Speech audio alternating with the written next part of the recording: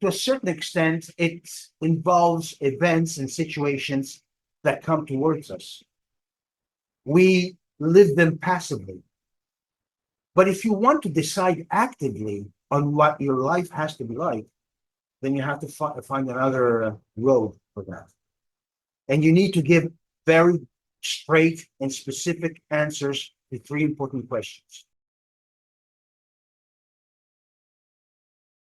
Deciding is definitely one of the most difficult things to do.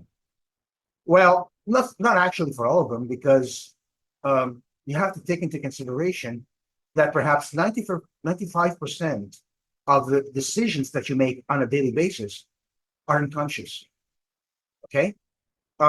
You feel an itch in your hand, and your brain says, should you scratch that itch or not? And you're making a decision, and you say, yeah, it itches a lot. So you scratch it. That's a decision. And 95% of the decisions we make every day are on the basis of this. Okay, on very futile things, but that can still make the difference in your life. But you do them unconsciously. So, what I'm talking about here in this episode is about making responsible, conscious, wanted decisions. And in order to do this, you must understand what the dynamics are behind making decisions. For example, we know that at a very basic level, we make decisions based on getting the least pain and having the most pleasure. Okay? These are the two things that we pursue in life. First and foremost, avoiding pain.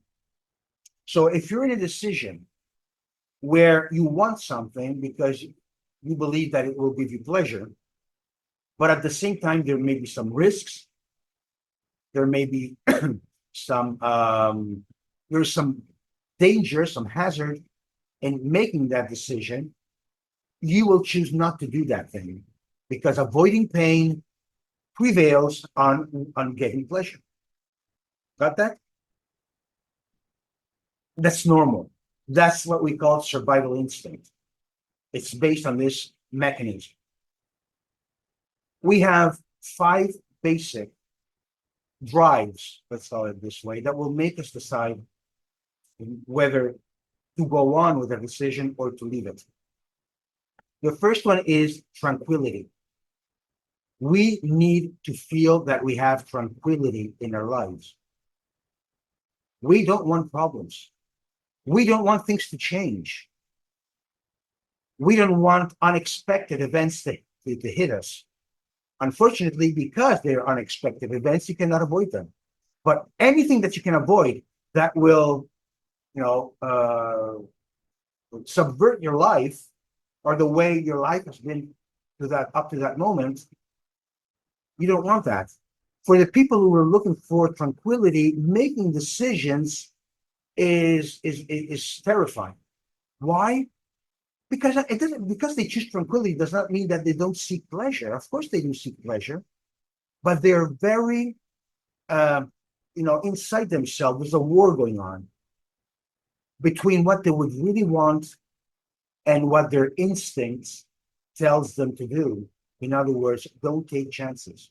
Because if you want pleasure, for sure, there are some hazards behind that choice, behind that pleasure.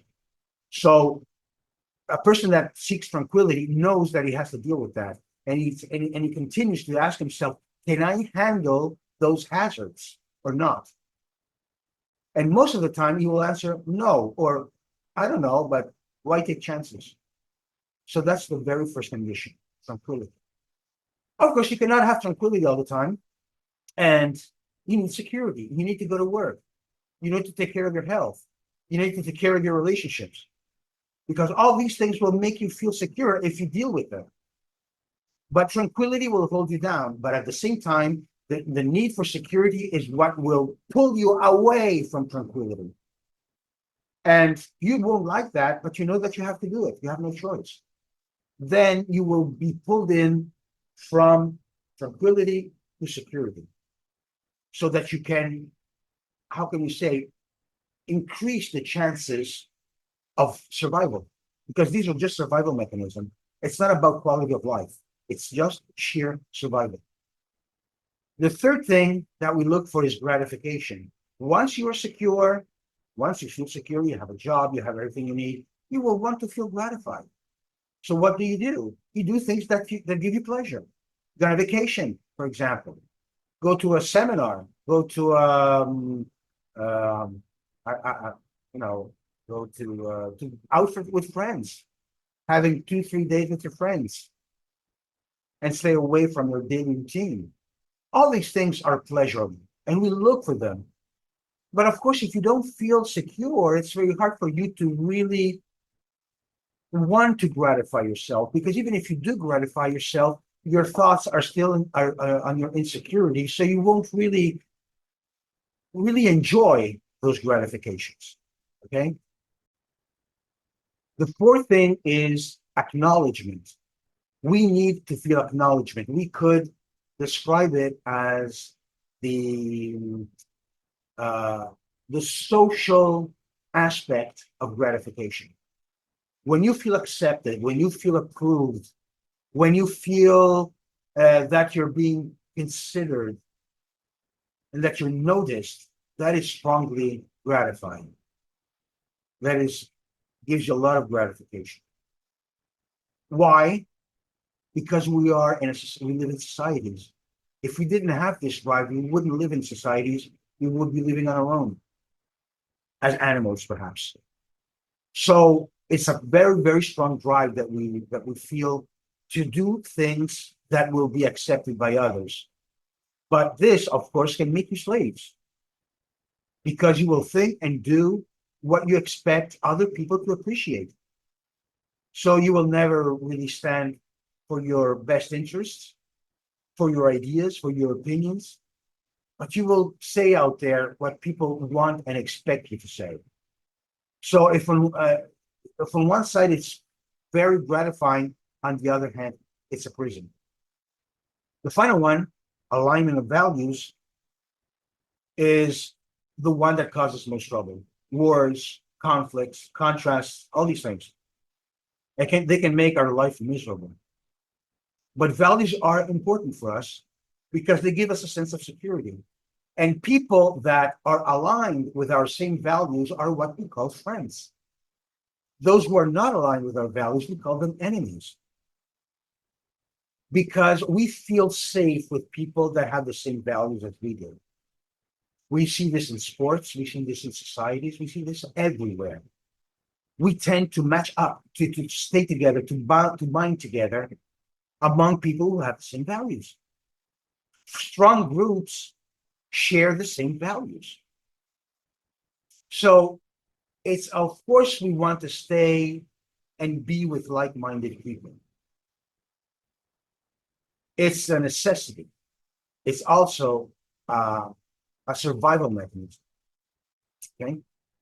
Now, it's not true that if people think or have different values from us are our enemies, but that's how our ego interprets it, and we will feel immediately, um, the need to pull away from these people instinctively.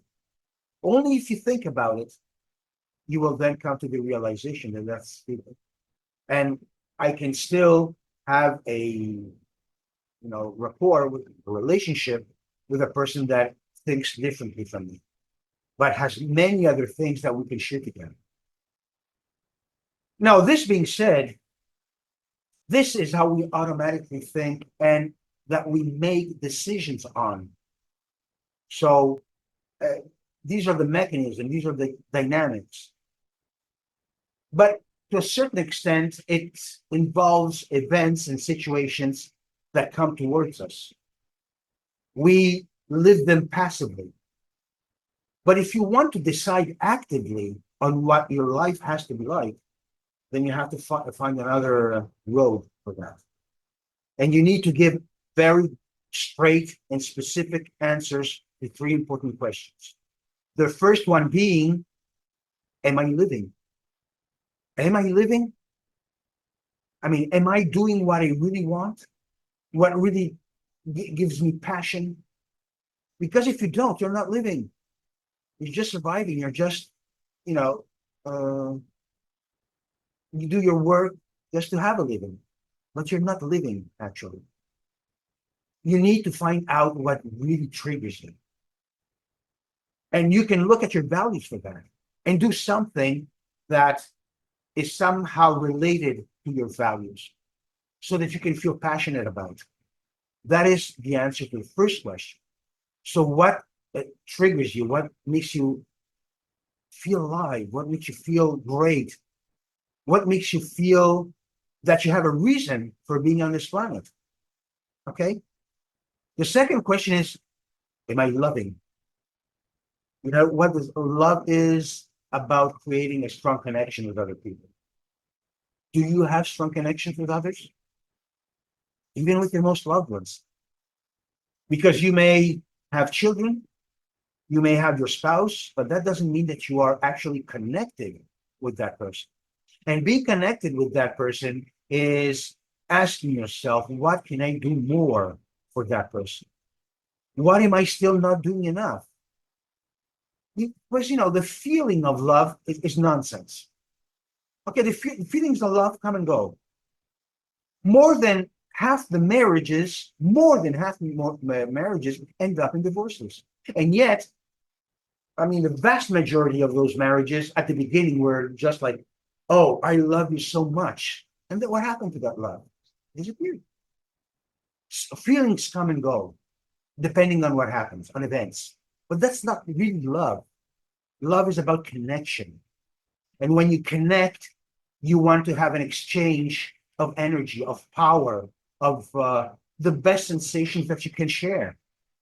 Then you know you're loving. The third question is, am I making the difference? I mean, in my life, am I making the difference? Am I unique? Is anybody else anything like me that gives exactly what I give? There isn't. You are special.